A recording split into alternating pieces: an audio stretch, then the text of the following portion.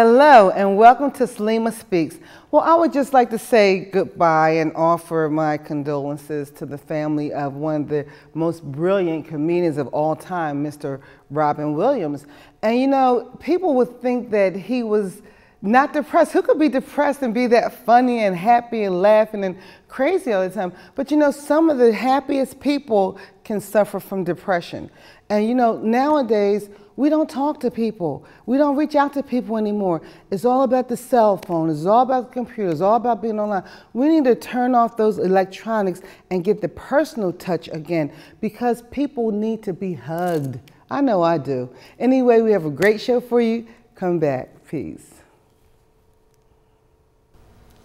Welcome back to Salima Speaks.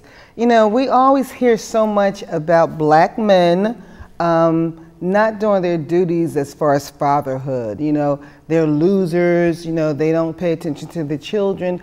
But you don't understand what I hear. A lot of black men do want to spend time with their children. They are proud to have children. They do want to be with their children. But you have a lot of hateful black women, and white women too, not just black, that don't want for these men to be fathers to their children. And I have such a man on, Mr. Louis Sadler. Hello, Louis. And good evening, Salima. It's a pleasure to be on your show. It's a pleasure to have you. And yeah, just tell me a little bit about yourself. Like, first of all, like, where are you from originally? I'm originally from West Philadelphia. Okay, me too. Around the 52nd Street area. Okay. 5 Deuce. Okay. Our family moved to the Winfield area, and I attended elementary, middle school, high school there. Okay. And I'm a Philadelphia person, a Philly guy. Well, tell me a little bit. How long were you married? We were married for actually 5 years, but we were exclusively dating. We were together for 14 years. Okay. Pretty much since the conception of my first son. Okay, so you were together for 14 years. Well, yes. So 9 years before you got married? That's correct. What took you so long? I'm just curious. Well, we wanted to make sure that we had a career underway. We wanted to be financially settled so that we could be sure, you know, when you're with someone and you have children, it's not like it used to be where people just... But you're never really sure, are you? That's correct. Because you waited the time, got married, and still didn't work, right? That's correct. Okay, so tell me a little bit about that. I understand that you were... you and your wife got divorced and she moved away and you're trying to get custody of your children. And this is really a sad, interesting story, but so tell me a little bit about what happened with that. How did you, when's the last time you saw your children? The last time I saw my youngest daughter was January 15th of this year, 2014. Okay. My other 2 children by my wife, I seen them December the 27th of 2013, okay. But before that, it was not since 2011 that I had no communication whatsoever. Okay, no so what happened? You got divorced, and what happened? Well, we actually had a court case because she actually took my children out of state. Okay. And where did she take them? She took them to North Carolina under false pretenses. Okay. So once I realized, and it took me less than a week to realize because communication just wasn't there, and she said something to me in effect that she wanted to try to get herself together. And once she said that, before even questioning her, I decided myself, for the welfare of the children, that I needed to back them up as well as myself. So I now you said on false pretenses, you mean that she said she was going on vacation? Right, she was taking them down to see a friend of hers, and she just wanted a little time, and they had never traveled that far with her. Right. And we never had any other instances of that happening before, so. So you're saying when she left, you had no idea she wasn't coming back? None at all. Wow. No, wow. Not at all. Okay. So it was kind of devastating. It was very devastating, actually. So after she left, how soon did you start trying to see your children? It took me about a week before the communication seemed that the only time I was able to talk to them was when she was in the area. Okay. So say if she wasn't in the vicinity and I wanted to speak to them, there was no reason why I could. So considering that there wasn't any prior problems between us and relationship problems like, you know, hostility and all that stuff, I thought it was odd for me not to be able to talk to my children at all, unless she was in the area, because that means that you're doing things that I need to know about, especially regarding your welfare. So you are divorced now? We are actually not. You know, financially, when she left, I was left with a lot of bills. You know, when a lot of people were married, they share bills. She left me with a lot. How long ago was that she left? 6 years. Okay, so for 6 years, you've been in and out of court trying to see your children. Yes. So tell me a bit about the court battle that you're going through. Initially, we thought that we had a good chance of bringing my children up for the first court case or the court hearing that we had. I had to locate her with a private detective. Once they served her and she came up, the conclusion of that first court case or court hearing was that I was allowed to have my children for the summer, but based on my wife's testimony, which was fictitious, and the judge never investigated it. Okay, now what was it? What did she say? You have to tell me that. Basically that I wasn't a good dad. I spent all my time out in the streets, and just, you know, and see, this is what I don't get from the courts, honestly. Had that been true, had you been a bad father, had you been out in the street, why would you be here trying to get your children? You know, if you were that kind of a man, you would have been happy they were gone. Well, you know, after understanding it, I would say sort of naive, because I never had that situation happen to me before. And people have their own agenda, and they want to do what they want to do. So why do you think she didn't want you in your children's life? My wife decided that she wanted to change her lifestyle, and I wasn't a part of it. What do you mean change your lifestyle? She decided that she no longer wanted to date men, and she wanted to date women. Goodness.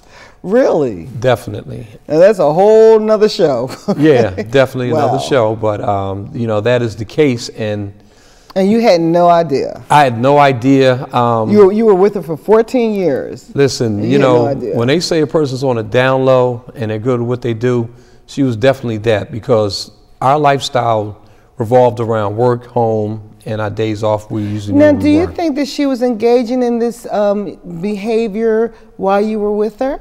Well, I found a letter about a few years before she left that someone at one of her places of employment had written to her about how they loved her, and I had no idea who this woman was. Okay. So, you know, when a person leaves, if anybody's at that adult age, at a certain age, you'll find things if you cohabitate with someone. And I found that, and I found it shocking, because I'm not a very naive person. I'm a city person, I'm a street person. And had my wife showed me any signs of being into women or being into the rough, butch, lesbian, whatever way you want to term it, I would have put a stop to it. Okay, well, let me ask you this. Suppose she had to come to you and tell you that she's, you know, she likes to go both ways, and she wanted to bring a girl into the marriage. Would you have allowed that? Well, I don't think so, because, you know, I got married to her for a reason, for one-on-one. So that wouldn't excite me. Because so many men, that would kind of, you know, well, a lot of excite them. Because I saw a little smile when I said that. Yeah, a lot of people don't know what they want. You know what I mean? And because I didn't grow up with a dad and she didn't grow up with a dad, we made a pact before we even had a kid, and even after my son was born, when she was pregnant with my first son, that we would make sure that we would keep this family together, and watch them grow and give them what we didn't have. Right. So I'm a suspicious person, but she gave me no reason to suspect anything. I mean, you know, I mean, people do change. I mean, that's like a big change. But I'm like, when you make a pact with somebody, 10 years later, are you the same person that made that pact? You know, it's interesting, because people do change, and I've changed, and I know she's changed, obviously. But it's always a point of communication when you're with someone and you cohabitate. You're supposed to be able to talk to them. If you want out after 3 children, I understand it. Now, I'm not going to say that I might not be hurt, and I might not miss the companionship or miss her. But at the same time, you have to respect another person's changes and wishes. You know, we're all individuals. Now, you said you changed. How did you change? Well, afterwards, I was very depressed. I'm not ashamed to say it. And as a result, I lost a lot of weight, up to about 30 pounds. If it wasn't for working, and I had a couple of people Mr. Kevin Graves. He's a very good man, and he was my advisor. And one of my best friends, Kevin McLaurin. And these guys were there day in and day out. And as a result, they kept me on a positive side of things, where the self-pity would not engulf me and make me super depressed. Okay. So what I did was... but when you said that you lost 30 pounds, but that was then because you look healthy. I mean, well, I regained a lot of things. Okay. It was so like now you feel better. It's a rebirth. Okay. I reinvented myself, and that's sometimes what depression does if you get through it. Oh, I know the feeling. Yeah, as a result, and so I'm happy to be able to say I did do that, and the hurt that you feel, I don't know anyone who will really say that they really got over it, right. Because it's there. It's going to be a place. It's going to be a scar on you. Mm-hmm. But what you do learn is you learn to be more perceptive, I think, of people that you encounter. And now, do you shy away from relationships now, or are you open? How's that working? No, I actually. Did the other woman have to pay for what she did to you? No. Actually, I am a very loving person. This is just my nature. Okay. I'm a very open person, and actually, when I move away from someone is when they don't show their openness, or they are very reserved, because life is so short. Yeah, it is. That if you have a reason to be around someone on your time, you know, make it good time. Don't make it where it's a lot of drama. I agree. You're working, and you know you're working hard to make this person appeal to you. Well, if they didn't appeal to you, why did they hook up? Yeah, exactly. You know, so I just don't waste time with that. And people with a lot of false ideas, I don't waste time with that either. I stick with what works. Okay. So. Now, as far as your children are concerned, what are you doing now to try to get your children? I'm fighting the Philadelphia family court system. Not a fight where I'm on the wrong side of the law. Right. I'm saying that my wife has had 6 contempts, going on 7. Wow. She has a warrant that was upheld from 2013 to 2014. Okay, so why can't you go to Georgia? She's in Georgia now, right? That's correct. Why can't you go to Georgia with your little papers and everything and say, here, this woman's in contempt. Why can't you do that? Well, I hate to sound biased, but I think a lot of it has to do with me being a male. Oh, and wow. I took the papers down there that were... Oh, you did? Yes, I took the papers there, and they had the court seal on them. Okay. And the papers actually... stated for me to get a sign off from the court system down there to make sure that I go to the address with the sheriff to get my youngest daughter, bring her up, and as a result of the mother defying the court systems up here, she was supposed to pick my daughter up here in Philadelphia, and that was the new stipulation. That was the amendment that they changed in the court order that was to help my daughter and myself and our welfare, my children's welfare. When I went down, Georgia did not sign off. As a result, the sheriff's department did not assist me in getting my daughter. And so wait a minute, you had the papers and everything, and you went down to get your daughter, so you needed for the police there to come with you? Well, because my wife has a volatile nature, and because I didn't want to be seen in the wrong side of the law. Right, because you're a big black man. It's Georgia. You're a threat. And it's Georgia. And in Georgia. So I didn't want to waste time with unnecessary nonsense. I wanted to go there, get my daughter, have the right documents, credentials, and take her out of a situation that that I would say that was reaching below poverty. It was just too many people in the house and everything. So what I'm trying to understand, that you actually did go to the police or call the police and tell them your situation with your papers and your court documents, and they would not assist you? No, I actually had to. I was instructed to go to the court system down there. So I went to the judicial system, actually even paid them money to get a judge to allow me to get my daughter. And at the end of that day, I was rejected and told that I would have to come back the following week with another judicial team. That judge would not release the order for me to get my daughter with the company of the sheriff's department. Wow. You know, and I think you're right, because if the situation were turned around and it was you that took your daughter and you were down there with your daughter and your wife came, oh my God, I want my baby, they probably would have given her more assistance than they gave you. Do you think that? Yeah, I think that by me being a male, we're looked at as if we're just a provider, and we're not. looked at. But not even that. I mean, you're a black man. You're not a provider. You know, not in so many people's minds. You're not a provider. You're a loser. You know, so what are you doing? But and that's what upsets me the most, because I do know so many black men like you that do want to see their children. That do want to be good fathers to their children. You are not a minority anymore. So many good men that want to see their children, you know, but you never see you guys. You know, you always see the ones going to court, the losers, the ones that are not, that don't have any interest in seeing their children. But the good fathers like you get railroaded. So now, tell me, so what are you going to do now?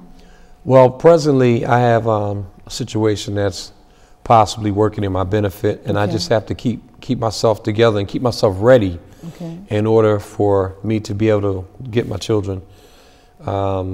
It's kind of painful, because if you're a parent, you never lose your children in your heart. Right. But also I know that the course that I've been taking, I've kept myself out of the court's eye, and regardless of what they want to say about me from looking at me, my actions speak a different story. And that's the only reason why I'm able to maintain my situation with them and pursuing my children. You know, and you do seem like, well, of course you're a black man, you know, you're big and you have a beard and everything. I don't know, it's a shame, but you have to look non-threatening. You know, did they ever say that you should cut your beard or anything like that? To be honest with you, this beard is something new. I actually grew this beard, you would believe it or not, in June. Really? Up until that point, I had sort of like a little more than a 5 o'clock shadow. And I rocked that for about 10, 12 years, you know. Because it's a shame that I mean, you seem like, I can tell that you're a nice guy. You seem like a nice guy, nice, humble guy and everything.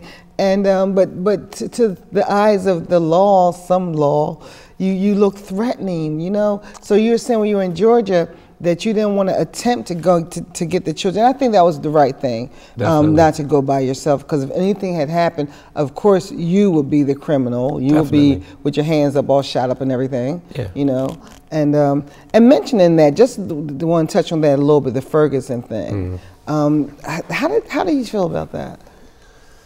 It's just another line, a lot of things that's been happening. Our country has been dealing with that, and people of color, and I don't care what color, it's been traumatic, you know. It's tragic. And when stuff like that happens as a black man, you must really feel bad, you know. Do you ever feel threatened when you're out there by the law? Because you never know, you know. I saw a simple traffic stop the other day. The guy stopped, the cop said, "Can I see your license?" He reached in the car to get his license. The police started shooting him. And then he backed up with his hands out. The police camera showed this, and the police kept shooting him. It's like, what do you do as a black man? Are you afraid of the police now? Well, you have to take precautions. I mean, and anytime you get stopped, and I must say in Philadelphia, I've been stopped, and I've had things said to me, and they weren't pleasant. And I was the wrong person. But you know that you're never going to win, so you know not to give them any kind of reason to pull their gun out. It's certain things you could do as far as that's concerned. If you have a license, like I, for one, personally, I work in King of Prussia, which is Upper Marion, and I've gotten stopped there about 4 times, and I've been Okay, I know the area well. So what I do is I make sure that, say my license, for instance, certain things you could do. You know, they say the first part of being a victim is to put yourself in a situation where you're compromised. So I'll have my license up as opposed to beside my driver's seat, well, I may have to reach. See, that's the dummy play right there. You don't want to. It's a shame it has to be like that, but nowadays you almost have to tape it to your windshield. I mean, unfortunately, but you know, it's sort of like when the weather gets cold, you put on a coat. When the weather gets hot, you take off the coat. You adapt. So that's what I have to do. I don't think of it any more than that's what it is, because, excuse me, history tells us the psychology and how the people are in this country, people of European descent mostly, and then they have the other people from other parts of the world who come over here under the same psychological thought pattern. So it's something that you either deal with it or you don't deal with it. And another thing, something that you do, I guess in your spare time or whatever, you're an amazing cook, and you cook for my show. That's what I'm talking about. And the food was amazing. And tell us some of the stuff that you cook. Well, first afternoon, Philadelphia, I told you I would do it. I have a mission to maintain. I have an agenda. So we're starting off with the vessel that's going to give me a voice on the radio and also the television. I've been blessed with this opportunity from Salima Hakeem, and she's also the host of the show that I'm supposedly promoting today. So it'll be a nice thing for me. Okay, we're going to start off with Uncle Louie's specialties. I have a cookbook that I've recently finished. We're going to start with Uncle Louie's signature chicken. It's actually filet chicken, cut in chunks with mustard and a couple other spices in it, but it's not hot. Then also have Uncle Louie's, moving up to the left, we have Uncle Louie's cranberry mustard chicken, and it's made from scratch. All right, and it's also delicious. It's not spicy. All right, moving over again, we have the turkey, chicken turkey chili, and it's pretty good. We also use a chicken that I put on top of it to give sort of a fusion of flavor. Chicken's located over here. You don't need much of it, but it's really good. And you have cayenne pepper if you'd like to use it. If we could swing back over to the right for one brief second, we're doing Uncle Louie's rubs now, which is a light rub, which has no sodium in it whatsoever. And moving over to the center one, we have Uncle Louie's original rub, which does have a degree of sodium. I might add that none of these recipes or ingredients have any salt in them. And also moving over to the right, we have Uncle Louie's spicy rub, which has a small degree of cayenne peppers, which is pretty good for you. Everything that I make is based with olive oil, extra virgin olive oil. I steam everything. I don't fry anything. There's only one item in my cookbook that I do fry, and it's called a curry fried chicken, which is pretty good. I also do stuffed breads. I'm kind of experimenting with a grain called spelt, which is an ancient grain. I did this basically out of a need to focus on my appetite. You might say these foods were made out of depression, and I had to find a way to tweak my appetite to encourage me to eat. So by creating different dishes that fuse different flavors together, it caused me to regain my appetite. And in doing so at my workplace, I introduced one of my dishes, which is the chicken turkey chili, to one of my coworkers. Now, he decided that it was so good that he asked if I did anything else. So I told him about my stuffed breads, and I let him know that everything that I do on my stuffed breads, I can add to the wraps. And then some. It's just a world of difference when you decide to cook food, and especially naturally. Again, nothing's fried. When I make it, I like to make it the day of either a presentation or presenting it to someone. I came up with actually 4 different recipes that added to my cookbook, and evidently they added them to my menu. So everything here, I'm welcoming everyone to try my food. I'm pretty sure they'll like it. I had 2 years experience with coworkers, everyone from different ethnicities. Hence the title of my book is called Extravagant, Romantic, and Fun Dishes for Everyday People Made with Love in 20 minutes or less. So again, everyone's encouraged to try my food, and believe me, once they taste it, they'll be hooked, because everyone who's had it definitely loves it. Thank you very much, and I'm looking forward to a fantastic show. Uncle Louie bound out. First, I have to say this. I was told by Miss Hakeem that she was going to have my food tested and tasted on the show. And if my food was nasty, I was going to tell it. Yeah, she was going to talk about me. Okay, so when she showed me and came back to me and smiled, I knew that it was banging. Because if you can't say anything else about Salima, yes, I will touch you, especially about food, because I don't play with my food. Oh yeah, I wait all day. I'm back on my bead diet, rubbing my beads. So I saved today especially, and I didn't rub my beads. And I said I'm going to wait until I get there, and the food is crap. I'm going to be so angry at you. But I'm so happy. I got some more back. As soon as we finish this, I'm going to finish eating. Yeah. It's been an interesting ride with that food. Now, what did you made chicken? What did you make exactly? Well, I actually made a signature dish that I make is it's like chunks of chicken breast that I steam, sauteed with olive oil, and also made cranberry mustard chicken, and I did that from scratch.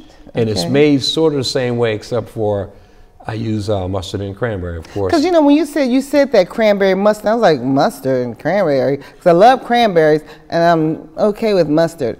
But then the combination is like, wow, you know what I mean? Like really taste the mustard stuff. Yeah, it's like a sweet and sour thing, and it's almost like you have to know how much to use with the heat and how to use the stove range and everything. I mean, it's not really hard. It's made to taste. So what you're eating is how I like to taste my food. And then you made the turkey chili, and you put chicken on top of that. So it's chicken, turkey, chili. Yes. And then brown rice, my favorite. Yes. It was really good. So everything was really good. So I have to give you a kudos for that. Thank you very much. I appreciate that. I'm glad everyone liked it. And also, your birthday's tomorrow. Happy birthday. Yes, it is. Thank you. Up top. Thank you very much. And I make brownies. I know you make brownies for everybody because I make the best brownies. And I will make you some brownies for your birthday. How's and it's that? getting that time of year, so you know I'm ready, right? Okay. Hot chocolates and brownies. Don't judge me. So now the thing is, as far, let's get back to your children. As far as your children are concerned, now what is the next step for you? The next step is basically hang tight. These endeavors that I'm doing to make sure that I continue doing what I'm doing. I'm a very energetic person. People who know me know that I just 100 miles an hour, but it's with a purpose.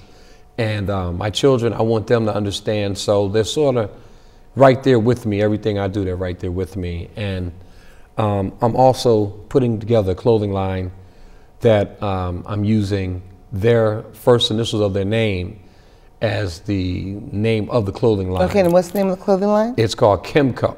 Kimco. KMKO. Now, okay, what kind of things do you design? You design the thing? I design the clothing, and it's been interesting how I came upon the concept of doing a line as opposed to 4 years ago. I came up with the concept of these shirts to promote neighborhood pride for your section of Phillies, such as North Philly, South Philly, West Philly. I did that when I went back to school with a fellow classmate. Oh, now let's talk about that real quick. You were a truck driver for many years. Yes. And then you went back to school and became I did. a pharmacy technician. Yeah, I'm a pharmacy technician. Okay. Plus I do some driving for them as well because I still have my CDL. Okay. So why'd you make the change? Well, I wanted to go to school, and that was always in a plan. That was when I was married. That was both of our plans. We actually planned on both of us going back to school and then possibly moving out of state, you know. And as a result, that didn't happen, obviously. Mm-hmm. But driving the trucks after doing it, and I've done it for 20 years, and it just seemed like, you know, I did it because I needed a family. I needed to feed my family. And I always consider myself, as I told you before, not a truck driver, but someone who drove trucks. Okay, I'm sorry, time is up. Yes. But you're going to be back on my show next month when I have my show with Black Men and Racism. Thank you so much. Thank you so much. And thank you for looking at this edition of Salima Speaks. And remember, love yourself, love others, and don't forget to stretch. Bye-bye.